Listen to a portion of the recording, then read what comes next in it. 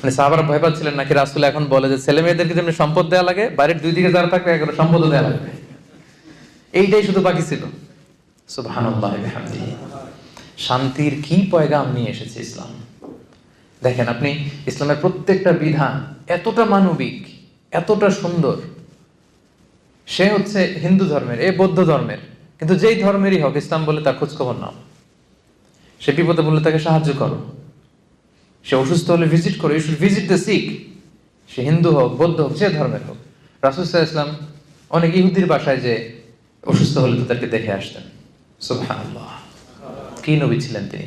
তবে সম্মানিত সুধী, আমার প্রতিবেশী যে ধর্মের হোক, যে ধর্মের হোক, প্রতিবেশীর খোঁজ খবর আমাকে নিতে হবে।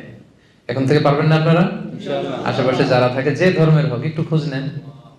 অসুস্থ হলে কিছু নিয়ে যান, সামান্য ফল নিয়ে যান, একটু খোঁজ খবর রাখার চেষ্টা করেন।